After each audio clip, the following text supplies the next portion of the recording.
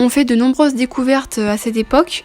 C'est notamment là que va naître la première corporation des grands parfumeurs qui va se développer à la Renaissance.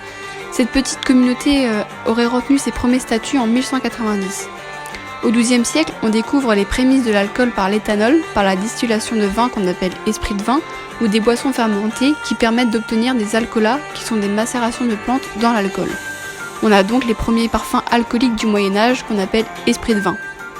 Puis, on a Élisabeth de Pologne, épouse du roi de Hongrie, qui est une femme d'un certain âge mais qui est très malade. Un jour, elle va rencontrer un moine qu'elle ne voit pas bien et en fait, il a pitié d'elle, donc il va lui préparer un esprit de vin qu'elle devra boire et mettre sur elle tous les jours. Donc, on appelle l'eau de la reine de Hongrie, qui a été créée en 1370, qui va lui permettre de retrouver l'aspect de ses 24 ans. Donc en fait, cet esprit de vin avait 1000 vertus, donc elle était anti-vapeur, elle calmait, elle était contre les bourdonnements, elle facilitait la digestion, ou encore elle venait à bout des tumeurs, etc. etc. Et en fait, c'était l'origine de l'eau de Cologne qui était de base un médicament. Mais évidemment, toute cette histoire est complètement fausse, c'est juste une manœuvre marketing qui a été inventée en 1660, au siècle des Lumières.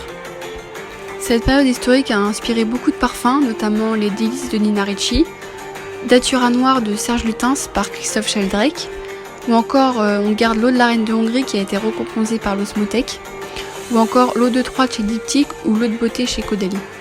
On y garde aussi l'aromacologie, ou encore l'aromathérapie, le papier d'Arménie, la myrrhe, l'encens pour la chrétienté, mais aussi la parfumerie alcoolique. On y garde aussi l'intérêt des plantes, le pomander, de bonnes ou de mauvaises plantes, sens d'herboristes où sont vendues des plantes pour la santé et le bien-être.